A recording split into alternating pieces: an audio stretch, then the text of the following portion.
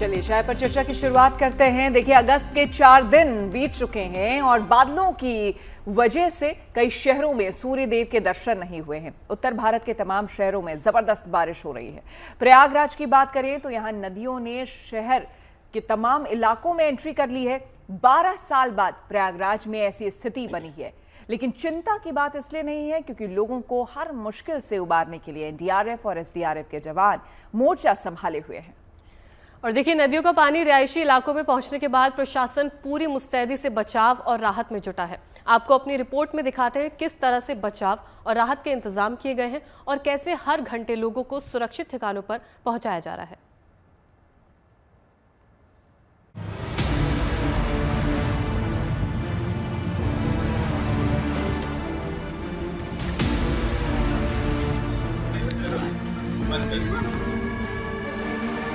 सैलाब में फंसी जान तो देवदूत बने एनडीआरएफ के जवान और जैसे हनुमान बनकर लोगों को इस संकट से उबारने पहुंच गए। ये तस्वीरें प्रयागराज की है, जहां इन दिनों गंगा यमुना की बाढ़ के कारण तमाम लोग मुसीबत में फंसे हैं। लेकिन अच्छी बात यह है कि एनडीआरएफ के जवान यहां पर बेहद मुस्तैदी के साथ अपने काम पर डटे हुए हैं। वो फंसे हुए लोगों को घरों से निकालकर सुरक्षित जगहों तक पहुँचा रहे हैं। प्रयागराज के कई मोहल्लों में बाढ़ का पानी इस कदर बढ़ चुका है कि बहुत से लोगों को घरों की ऊपरी मंजिल पर पनाह लेनी पड़ी। ऐसी स्थिति में एनडीआरएफ की टीमें सीढ़ियों के सहारे उन्हें अपनी नाव पर ला रहे हैं और सुरक्षित जगहों पर पहुंचाने में जुटे नजर आ रहे हैं। 2 दिनों से वाटर लेवल बढ़ रहा है लगातार, लगभग 83 मीटर टच कर चुका है वाटर लेवल और आगे 2 दिन और अभी 1 मीटर पानी की बढ़ने की संभावनाएं हैं। राजापुर, छोटा बगाड़ा, बेला कछार ये सभी इलाके थोड़ा बहुत अभी प्रभावित हुए हैं, बहुत ज़्यादा नहीं। राजापुर में लगभग 50 से 40 घर प्रभावित हुए थे, जैसा कि सुबह मुझे 6 बजे ही कॉल आया था और हमारी टीम तत्काल बिना किसी देरी से राजापुर में पहुंची। वहां पर लगभग 40 लोगों को रिस्क्यू करके सुरक्षित हम लोग उनको सुरक्षित जगह पे छोड़ दिए हैं। प्रयागराज के निचले कछावर वाले इलाकों में नाव चल रही है। तमाम घरों में पानी भरा हुआ है, लिहाजा लोगों के लिए यहाँ गुजर बसर करना मुश्किल है। ऐसी स्थिति में बचाव और राहत के लिए एनडीआरएफ और एसडीआरएफ की टीमों ने कमान संभाल रखी है। बचाव दलों के ये जवान अपनी नाव पर सवार होकर घर घर जा रहे हैं और लोगों को राहत पहुँचा रहे हैं। प्रयास ये है कि कहीं भी कोई भी आदमी इस सैलाब में अपने आप को अकेला न महसूस करे। प्रशासन की ओर से आपदा प्रभावित लोगों की मदद के लिए हर मुमकिन कोशिश की जा रही है। रेस्क्यू के लिए जो जलस्तर की बहुत तेजी से वृद्धि हो रही है, उसके लिए हमारी एनडीआरएफ की 5 बोट बहुत मुस्तैदी के साथ लगी हुई है। इसके साथ जिला प्रशासन की 12 बोट्स प्राइवेट अलग से लगाई गई हैं उनको लोगों को रेस्क्यू करने के लिए। इसके साथ ही हमारी जल पुलिस और पीएसी की टीम भी लगी हुई है। नदी के उफान और सैलाब के बीच बचाव और राहत कार्यों का संचालन अपने आप में आसान नहीं है, लेकिन ये जवान हर मुश्किल से निपटते हुए शहर के हर उस कोने तक पहुंचने की कोशिश कर रहे हैं जहां एक भी आदमी के फंसे होने की सूचना मिल रही है। इसके अलावा आम लोग भी अपने बूते इस सैलाब से पार पाने की हर संभव कोशिश कर रहे हैं। शहर के साथ साथ आसपास के देहाती इलाकों में भी बाढ़ का असर साफ दिखाई दे रहा है, लिहाजा आवागमन के लिए अब नावें ही यहाँ के लोगों का एकमात्र सहारा है। 3 नाव चालक हैं, ये नाव चला रहे हैं, उस पर ढेर सारी बाइकें हैं। आप देखेंगे पूरे नाव पर आम आदमी हैं, जो गांव के लोग हैं, जिनको शहर जाना है काम से, तो ये सारे लोग इसी नाव का एकमात्र साधन है जिसे इस्तेमाल करते हैं। हालांकि शहरी इलाके में बाढ़ प्रभावित लोगों को राहत पहुंचाने के लिए खास इंतजाम भी किए गए हैं। आपको बता दें कि प्रयागराज में बाढ़ प्रभावित लोगों के लिए शहर में 18 राहत शिविर बनाए गए हैं। अभी तक 60,000 से ज्यादा लोगों को राहत कैंपों में पहुंचाया गया है। बाढ़ पीड़ितों की मदद के लिए 84 विशेष पुलिस चौकियां भी बनाई गई है। किसी भी जो शरणार्थी अपना घर बार छोड़ कर के आया उसको दिक्कत न हो, अलग से टॉयलेट वगैरह भी लगाए गए हैं। नगर निगम को निर्देशित किया गया है कि कहीं छिड़काव की जरूरत है तो छिड़काव करें और उनको खाने के लिए, नाश्ते के लिए कहीं दिक्कत ना हो उसके लिए भी व्यवस्था करके सभी लोगों को नाश्ता, खाना और रात का खाना पहुंचाया जा रहा है। इन राहत शिविरों में बाढ़ पीड़ितों के रहने और खाने पीने की व्यवस्था है, तो साथ ही साथ मेडिकल टीमें भी तैनात है और हेल्प डेस्क भी यहाँ बना दी गई है, ताकि किसी को सेहत से जुड़ी कोई भी समस्या या तकलीफ हो तो तत्काल दवाएं दी जा सके और इलाज उपलब्ध कराया जा सके, क्योंकि सैलाब के साथ साथ अब प्रभावित इलाकों में बीमारियों को फैलने से रोकना भी एक बड़ी चुनौती है। जो प्रशासन है उसने तमाम इंतजाम किए हैं इस बाढ़ में प्रभावित लोगों की मदद के लिए।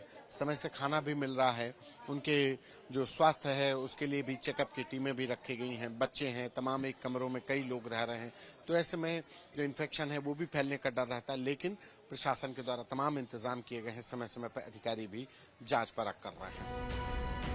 हाल ही में हुई बारिश के बाद गंगा यमुना में उफान आया तो बाढ़ का पानी प्रयागराज के कई इलाकों में पहुंच गया। तस्वीरों में साफ साफ देखा जा सकता है कि इस सैलाब के कारण तमाम इलाके टापुओं में तब्दील हो गए हैं। बताया जा रहा है कि 12 साल के बाद प्रयागराज में ऐसी बाढ़ आई है जिसका सामना आम लोगों को करना पड़ रहा है।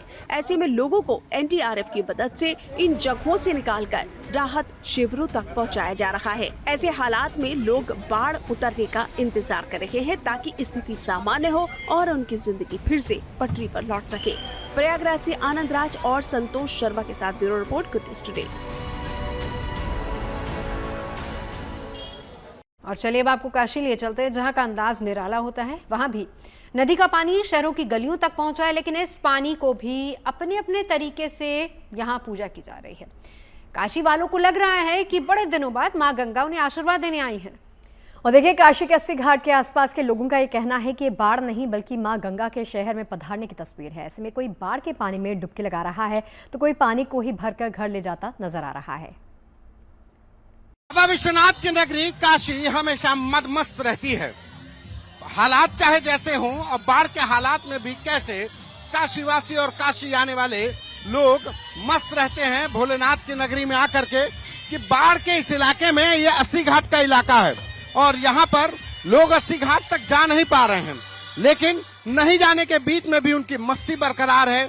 उनको इसी बात की खुशी है कि माँ गंगा इन गलियों में आ गई है और इन गलियों में ही वो गंगा के जल को समझ करके स्नान कर रहे हैं, मस्त हो रहे हैं कि जैसे माँ गंगा की गोद में जा करके वो मस्त होते हैं। उसी तरीके से देखिए, क्या महिलाएं, क्या बच्चे, क्या पुरुष। और ये 80 घाट की वो गलियां हैं जहां पर ये माना जा रहा है कि बाढ़ की वजह से माँ गंगा यहाँ पर आ गई है और माँ गंगा आ गई है तो इस स्नान करने से कोई रोक नहीं सकता। ये पुण्य कमाने का मौका है और इस पुण्य कमाने के लिए अगर माँ गंगा यहाँ पे गलियों में आ गई है तो उसको कौन छोड़ेगा। और यही वजह है कि चाहे महिलाएं हो, पुरुष हो, बच्चे हो, बच्चों के लिए एक तरीके से ये बनारस की गलियां, 80 घाट का ये इलाका एक तरीके से एक पूल बन गया है और ये उनकी मस्ती का भी है, वजह भी है, श्रद्धा भी है। लोग जल चढ़ा रहे हैं, लोग जल लेकर के कंधे पर रखे हुए हैं, कंधे पर रख करके लेकर के जाएंगे सिर्फ इस भाव के साथ कि माँ गंगा का ये जल है और इस माँ गंगा के जल से वो जलाभिषेक करेंगे, घर को पवित्र करेंगे, पूजा पाठ करेंगे। और यही बनारस है, यही बनारस की मस्ती है, यही बनारस की मस्ती का आलम है, यही चेहरा है बनारस का और यही बनारस की पहचान है जो बनारस को दुनिया के सबसे अलग करती है।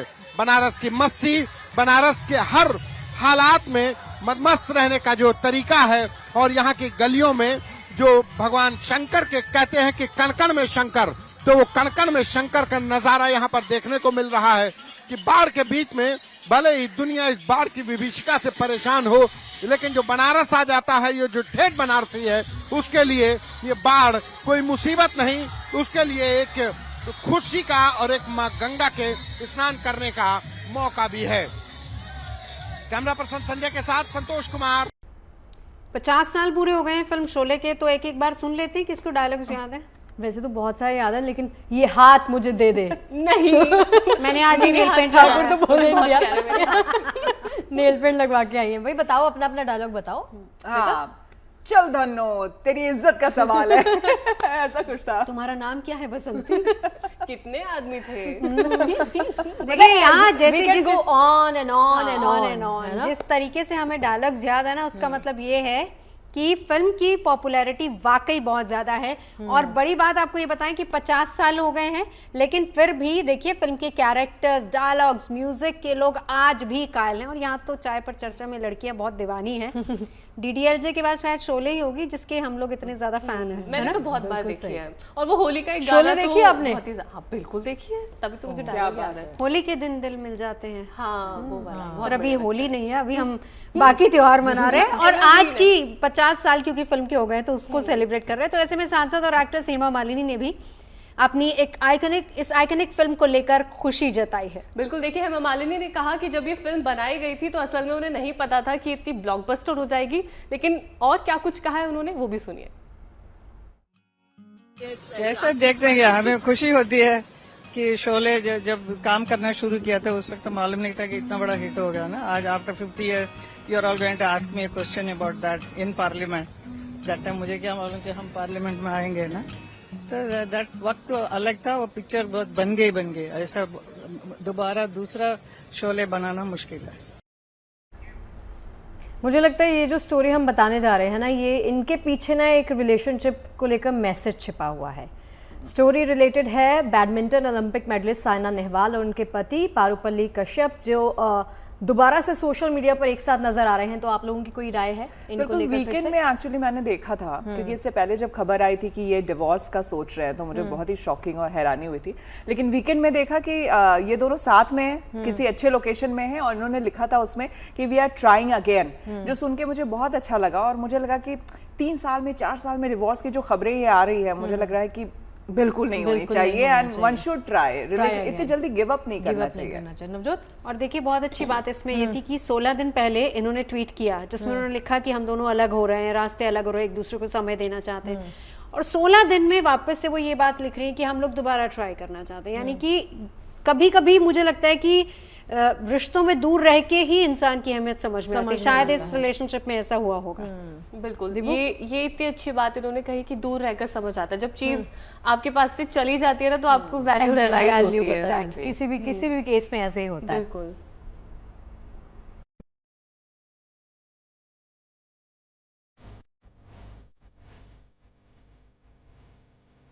पानी और पहाड़ के इस खूबसूरत बैकग्राउंड में खड़े साइना नेहवाल और पारुपल्ली कश्यप स्टार कपल की ये तस्वीर बहुत कुछ कहती है।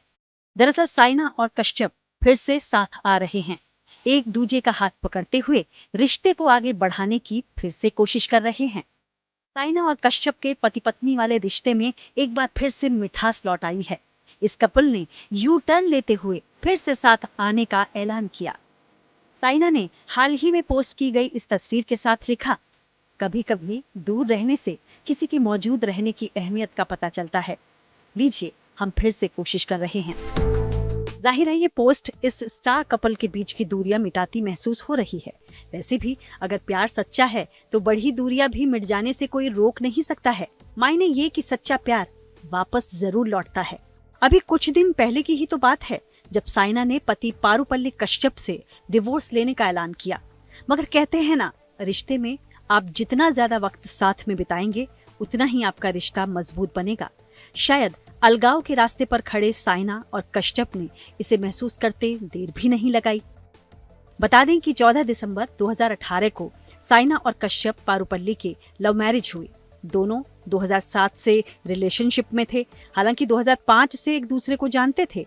अपने करियर के शुरुआती दिनों में दोनों ही हैदराबाद के पुलेला गोपीचंद अकेडमी में एक साथ ट्रेनिंग भी करते थे। इस दौरान दोनों लंबे समय तक रिलेशनशिप में भी रहे। हालांकि शादी तक दोनों के रिलेशनशिप के बारे में लोगों को भनक भी नहीं थी। लेकिन जब साइना और कश्यप के बीच पिछले महीने 16 जुलाई को डिवोर्स का ऐलान हुआ तो फैंस बेहद निराश नजर आए। वो चाहते थे कि दोनों के बीच बढ़ी तल्खियां जल्द मिट जाएं।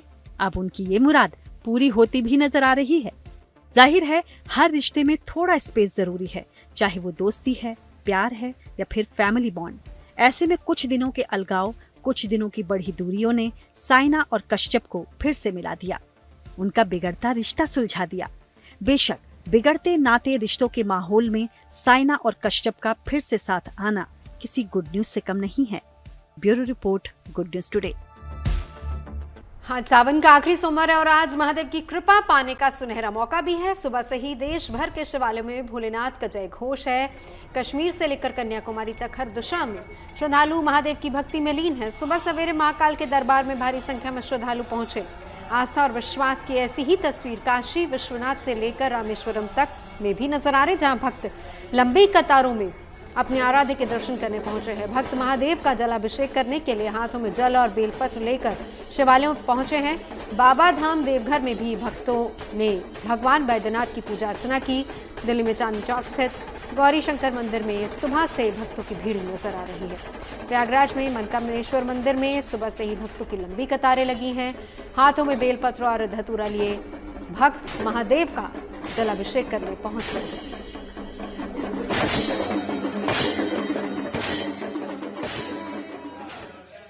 सावन का पावन माह बाबा भोलेनाथ को अति प्रिय है और सावन के सोमवार के दिन बाबा का जलाभिषेक और दुग्धाभिषेक करने से भक्त पीछे नहीं हटते हैं। और अगर स्थान 12 ज्योतिर्लिंगों में से काशी विश्वनाथ का हो तो लाखों लाख संख्या में श्रद्धालु आस्थावान शिव भक्त यहाँ उमड़ पड़ते हैं। और ऐसा ही नज़ारा आज कुछ बाबा विश्वनाथ के दरबार में देखने को मिल रहा है।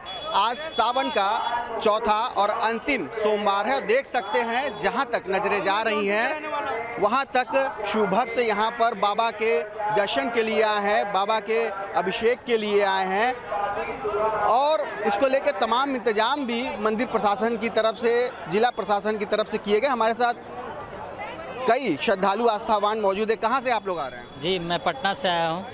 बाबा का दर्शन बहुत शानदार हुआ है। ज़्यादा और भीड़ भाड़ उतना तो है, लेकिन उतना नहीं जितना सुने थे कि 3-4 घंटा लग जाता है लाइन, लेकिन आधे घंटे में अच्छे से दर्शन हो गया। तमाम श्रद्धालु काशी विश्वनाथ मंदिर में दर्शन के लिए पहुंचे हैं और सुरक्षा की बात इन्होंने की। मल्टी लेवल सिक्योरिटी अरेंजमेंट है, साथ ही साथ मंदिर में गर्मी और उमस से बचाव के लिए पंखे हैं, कूलर हैं।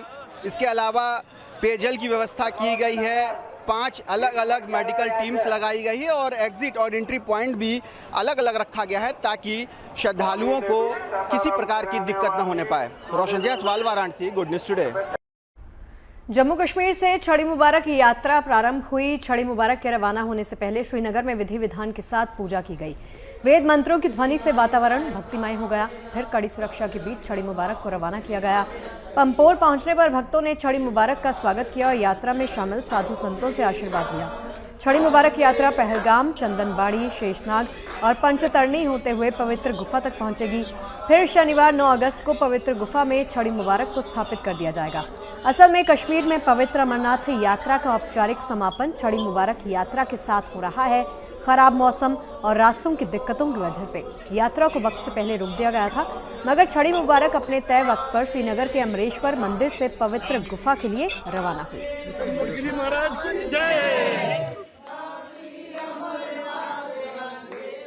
प्रसन्नता का विषय है। इसके बाद हम शिव मंदिर बिजवाड़ा में पूजन करेंगे। उसके पश्चात मार्तंड में, मार्तंड के बाद गणेशवल, गणेशपुरा में नदी, गिरधर नदी के उस पार में पूजन करेंगे। और उसके बाद गौरी शंकर मंदिर में प्रणाम करके छड़ी विश्राम स्थल में आज और कल की रात्रि दशमी और एकादशी की रात्रि पहलगाम में विश्राम होगा।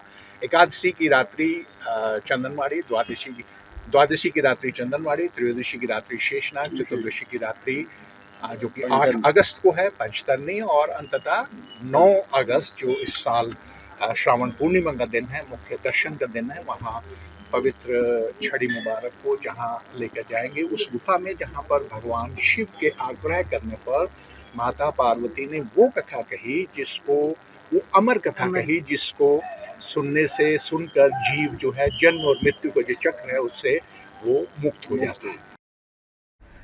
और भगवान शिव के प्रिय महीना सावन में शिवलिंग समेत प्राचीन मूर्तियां मिली हैं। आपको बता दें, जम्मू कश्मीर के अनंतनाग में एक मंदिर परिसर के झरने की सफाई के दौरान मजदूरों ने शिवलिंग और मूर्तियां यहां पर देखी। और देखिए, 11 शिवलिंग समेत 15 मूर्तियों का मिलना विशेषकर कश्मीरी पंडितों के लिए आस्था की एक बड़ी सौगात की तरह है।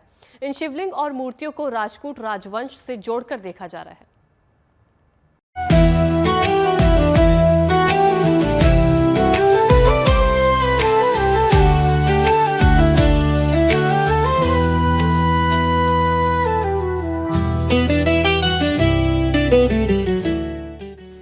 प्राचीन मूर्तियां और शिवलिंग हैं जो जम्मू कश्मीर के अनंतनाग जिले में एक झरने की सफाई के दौरान मिले हैं। ऐश मुकाम के सालिया इलाके में मजदूर झरने के एक हिस्से की सफाई कर रहे थे। इसी दौरान उन्हें झरने के अंदर एक छोटे से डिब्बे जैसी पत्थर की संरचना मिली, जहां मूर्तियां रखी हुई थीं और पानी के नीचे संरक्षित थी। इनमें 11 शिवलिंग के साथ ही देवी देवताओं की नक्काशी वाली मूर्तियां शामिल हैं। पिछले दिनों इस चश्मे की सफाई के लिए और इसके रेनोवेशन के लिए यहाँ पर सरकार की तरफ से चश्मे को साफ करने का काम शुरू किया गया था। शनिवार को जब यहाँ पर मजदूर खुदाई कर रहे थे तभी वहाँ उन्हें मंदिर के कुछ अवशेष मिले और साथ ही साथ शिवलिंग की कई सारी पत्थर से बनी सदियों साल पुरानी मूर्तियाँ। अब archaeology survey of India in पत्थरों के बारे में और इन मूर्तियों के बारे में पता लगा रही है कि आखिर ये कितनी साल पुरानी है। इन प्राचीन शिवलिंग और मूर्तियों के मिलते ही मजदूरों ने इसकी जानकारी सलुया पंचलपोरा नागबल समिति को दी और रियाज अहमद खान, आदिल अजीज बटाना और बशीर अहमद नाम के ये मजदूर मूर्तियों की सुरक्षा करते रहे। हमें ये जो भी इनका ये शिवलिंग मिला तो हमने उसी टाइम अपने लेबर वालों को बोला कि ये हिफाजत में रखो, इसके साथ छेड़छाड़ मत करो। तो उसी टाइम हमने इन लोगों को फिर फ़ोन करके तो इनको विजुअल भी हमने व्हाट्सएप पर भेजे। स्थानीय रूप से करकोट नाग के नाम से जाना जाने वाला ये स्थल कश्मीरी पंडितों के लिए विशेष महत्व रखता है, जो इसे करकोटा या करकूट राजवंश से जोड़ते हैं, जिन्होंने 7वीं से 9वीं शताब्दी के दौरान कश्मीर पर शासन किया था। स्थानीय विवरणों के अनुसार ये झरना उन शुरुआती स्थानों में से एक था जहां राजवंश के शासक प्रार्थना करते थे, जो आने वाली पीढ़ियों तक आध्यात्मिक महत्व का स्थल भी बना रहा। करकूट नागकुंड हिंदुओं, विशेषकर कश्मीरी पंडितों के लिए गहरी धार्मिक आस्था का केंद्र रहा है। उनके अनुसार इसका संबंध प्राचीन कश्मीरी परंपराओं में पूजित नाग देवता करकूट से है। करकूट को भगवान शिव और विष्णु के द्वैत स्वरूप के रूप में भी पूजा जाता है, जिनकी यहाँ सदियों से आराधना होती रही है। तो शिवलिंग मिले हैं, कुछ डैमेज्ड फॉर्म में मिले हैं, कुछ पूरे मिले हैं। एक स्कल्पचर मिला है, वो भी एक डैमेज्ड फॉर्म में मिला है। ये जो शिवलिंग यहाँ से मिले हैं, ये अभिषेक शिवलिंग है।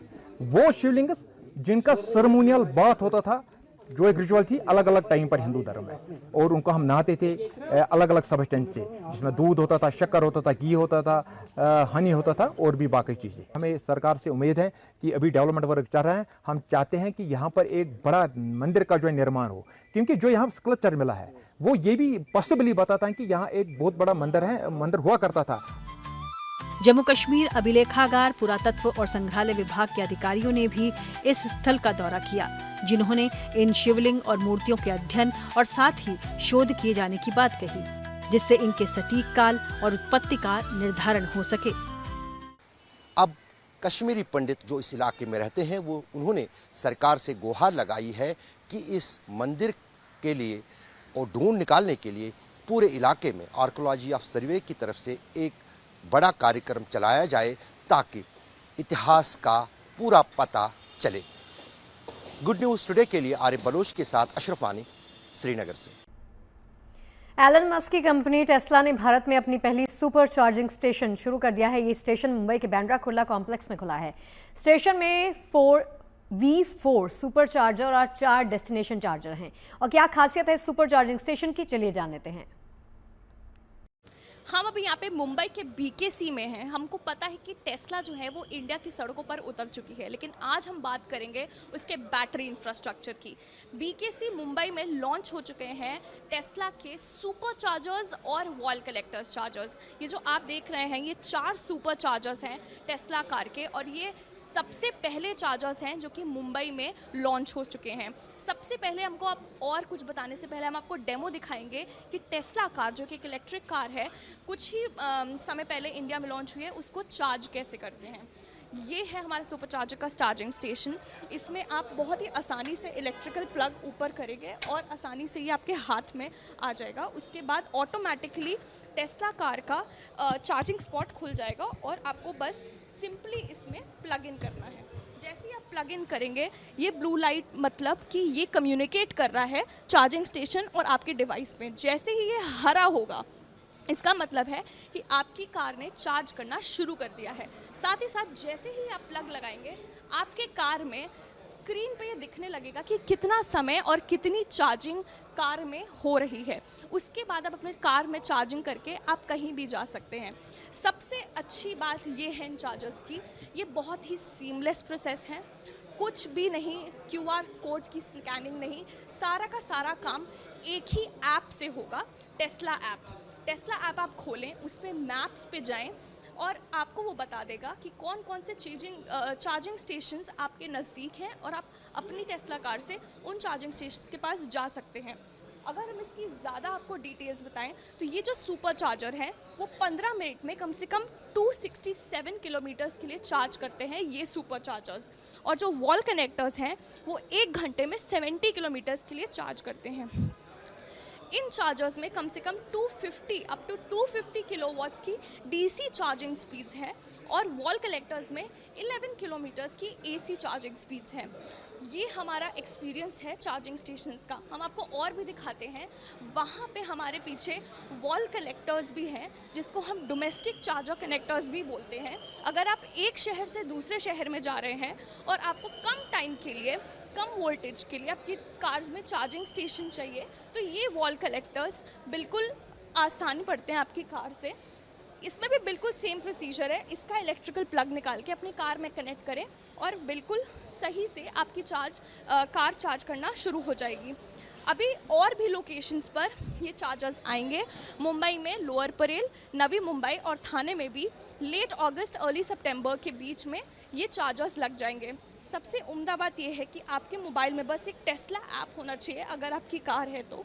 इसमें आसानी से चार्जिंग नेटवर्क्स में एक्सप्लोर करेंगे तो मैप आएगा सामने और आपको नियरेस्ट चार्जिंग स्टेशन दिखा देगा। अभी तक सिर्फ BKC में आया है। BKC में आप आएंगे और आपको लोकेशन बता देगा। अब यही है एक चार्जिंग इंफ्रास्ट्रक्चर एक EV कार की जो कि इंडियन मार्केट्स में एंटर हो चुकी है।